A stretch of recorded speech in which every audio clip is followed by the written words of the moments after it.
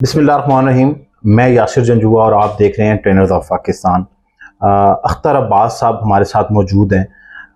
Family counselling में इनका नाम शायद ही कोई ना जानता हो। ट्रेनर हैं और ज़िंदगी के वो मसाइल जो शायद आप अपने इर्द गिर्द के लोगों से हल नहीं करवा सकते, अख्तर अब्बास साहब के पास उनका हमेशा से हल मौजूद रहा है। सर, क्या शर्मीलेपन की वजूहात हैं और वाकई इसको किसी बीमारी का नाम दिया जा सकता है? अच्छा, आपको मैं एक मजे की बात बताऊं जो मेरी ऑब्जर्वेशन है। हम आमतौर पे सोचते थे कि बच्चे शर्मीले होते हैं, बच्चियां शर्मीली होती हैं। अच्छा। लेकिन पिछले अब मैं 2 दिहाइयों से पर्सनल काउंसलिंग के प्रोफेशन में हूँ, यानी प्रैक्टिशनर हूँ। अच्छा। तो जब मेरे पास बहुत अच्छे बिजनेसमैन और बहुत अच्छे जॉब करने वाले लोग आते हैं तो मुझे हैरत नहीं होती, खुशी होती है कि बिलाखिर उन्होंने अपनी जिंदगी की उस कमी को आइडेंटिफाई कर लिया। वो अच्छी कंपनी चला रहे हैं, अच्छा अर्न कर रहे हैं, लेकिन 3 बंदों अकेले बैठ के बात कर सकते हैं, लेकिन 3 बंदों से जब उन्हें एड्रेस करना पड़ता है तो उनसे नहीं होता। जब किसी महफिल में जाके आप कंफर्टेबली लोगों को अस्सलाम वालेकुम ना कह सकें, अपना तारुफ ना करवा सकें, तो उसका मतलब है आप उस कैटेगरी में या उस डोमेन में फॉल कर रहे हैं कि जो खतरे की अलामत है। ये आपकी इज्जत, ये आपकी तरक्की, ये आपकी खुशहाली, इवन आपकी जो लवेबल होने की एक ख्वाहिश होती है, ये उसकी बात रास्ते में सबसे बड़ी रुकावट है। अच्छा, ये एक दिन या एकदम से पैदा नहीं होती।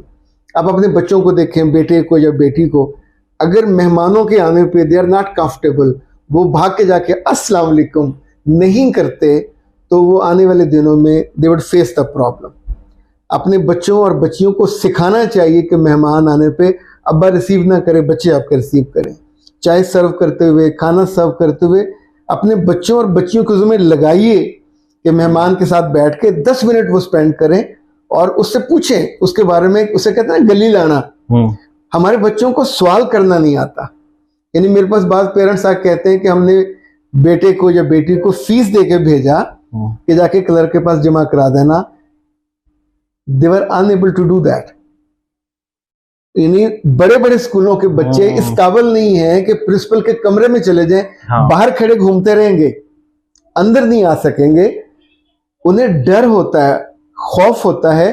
बोलने में अंग्रेजी बहुत अच्छी बोलेंगे, पर प्रिंसिपल से जाके, हेड से जाके एक जुमला उनके मुंह से वो लफ्ज थरथराते हैं। इसका मतलब है कि ये जो डोमेन है शर्मीलेपन वाली, हेजिटेशन वाली, इसे हम शाइनेस कहते हैं, कि ये वो है जिसमें आप चले गए हो। ये आपको वाइवाज में नाकाम करेगी।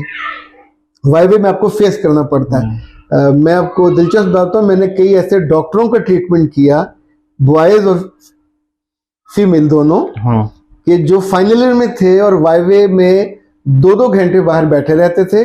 जब उनका नाम पुकारा जाता था वहां से उठ के आ जाते थे। 2-2 साल जाया हुए उनके। लो कॉन्फिडेंस इसी कैटेगरी में आता है, शर्मीलेपन के साथ रिलेट हो रहा है। ऑफ कोर्स ये उसी की भाई और बहन है कि आप अगले बंदे को फेस नहीं कर पाते।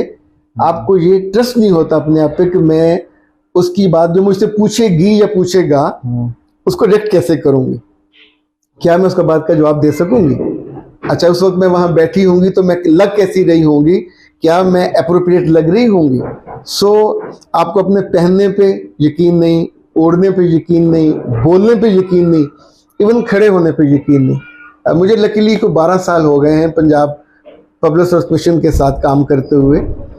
हम 1.5 से 2 मिनट में तय करते हैं जब वो अंदर आ रहा होता है कैंडिडेट। आप सोचें 5000 में से 500 और 500 में से 50 शॉर्ट लिस्ट होते हैं, और वो हमारे पास 15-15 की एक कमीशन का जो ग्रुप है, उसमें 15 बच्चे होते हैं पूरे दिन में जिसको उन्हें इंटरव्यू करना होता है। तो हम पहले 2.5 मिनट में तय कर लेते हैं कि इसको सिलेक्ट करना है या नहीं करना है। अब आप पूछेंगे वो डिग्री, अच्छा ये सब ने टेस्ट पास किया है, टॉपर्स हैं, सब ने अच्छे कपड़े पहने होते हैं, खुश सूरत होते हैं, कुछ गांव से होते हैं, कुछ पेरिफेरी से होते हैं, कुछ शहर से होते हैं। लेकिन जब जिस लम्हे आप कमरे में दाखिल होते हैं, वो लम्हा आपका जो आई कांटेक्ट करना, आपके कपड़ों के साथ खुद को कैरी करना, आके कुर्सी पे बैठना, कुर्सी को घसीटना, मेज पे हाथ रखना या यहाँ रखना, या ऐसे होके बैठना या ऐसे होके बैठना, एक एक चीज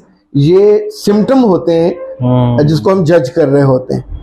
बल्कि मैं आपको मजे की बात बताऊं, जो अगर ओवरऑल पिक्चर हो तो हम उसमें ये भी देखते हैं कि अगर हम इसको मुंतखब करेंगे तो क्या ये ऑफिसर लगेगा, यानी when he would be sitting on the chair, तो जो लोग उनसे मिलने आएंगे वो ये कहेंगे किस यतीम मस्कीन को बिठा दिया। He is unable to speak, unable to even conversation नहीं कर सकेगा। उनकी बात को सुन के जो लोग मुंह नीचे करके बैठे रहते हैं, आप सोचिए कैसे बात करेंगे। हाँ जी बिल्कुल। अच्छा, जिन अदारों में प्रेजेंटेशन बहुत होती हैं, क्लास के ज्यादा बच्चे उस दिन क्लास में नहीं आते ताकि बोलना ना पड़े, उसी शर्म और झिझक की वजह से। ये सारी उम्र, देखिए आप नौकरी पे चले गए, हम अफसर उसको बनाएंगे कि जो लोगों के साथ, अगर लोगों का एक मॉब आ गया। वैसे सर आपकी बात करता हूँ, लोग नवाज शरीफ साहब के बारे में भी ये ख्याल रखते हैं कि वो शर्मीले हैं। अच्छा, वो बहुत शर्मीले थे। अच्छा, लेकिन आप ये सोचिए कि उनकी पूरी पार्टी एक तरफ, वो अकेला बंदा एक तरफ, वो पब्लिक या मॉब पुलर है। क्योंकि वहां वो कहता है जो उसके दिल में होता है। वो पॉलिसी अंदाज में बात कह रहा होगा, लोग उसको सीरियस लेते। अभी शहबाज शरीफ पार्टी इन मॉब पुलर नहीं है, मरियम मॉब पुलर है, हमजा मॉब पुलर नहीं है। हम उसके मरियम के नाम पे लाखों लोग जमा हो जाएंगे। क्योंकि जो बंदा बात करते हुए लोगों से आंखों में आंखें डाल के, मुस्कुरा के, कहीं गुस्सा करना है, कहीं किसी को शरारत करनी है, तो ये जो होता है ना, आपने एन मौके पे किस तौर पे बिहेव करना है, कहाँ मुस्कुराना है, कहाँ शरारत करनी है। मुझे याद है हमारी क्लास में एक दफा मैं पंजाब यूनिवर्सिटी में पढ़ा, तो एक बच्ची बड़ी खूबसूरत होती थी, वो सैमसोनाइट के इश्तिहार में आती थी। तो एक दिन टीचर ने पूछा कि वेयर इज आयशा, तो दूसरे लड़के ने कहा सर उसकी मंगनी हो गई। तो हमारे हेड ऑफ डिपार्टमेंट थे, आप सोचो कि 60+ थे। उन्होंने कहा ओ आई एम लेट। अच्छा, अब ये जुमला कहने के लिए आपको विटी होना, और उसका मतलब ये नहीं था कि वो उस तरह के लेट थे, लेकिन एवरीबडी एंजॉय। जैसे जैसे आपकी पोजीशन बढ़ती है, आपको जुमला कहना, बर वक्त बोलना, किस वक्त क्या कहना है, सभी लोगों को तो कोई पसंद नहीं करता। और ऐसे वो जो जिपीकू से होते हैं, लाइक जो लोग मेरे पास आते हैं इस तरह के ऑफिसर्स में से, तो मैंने उनके लिए पूरा एक सेटअप बनाया हुआ है।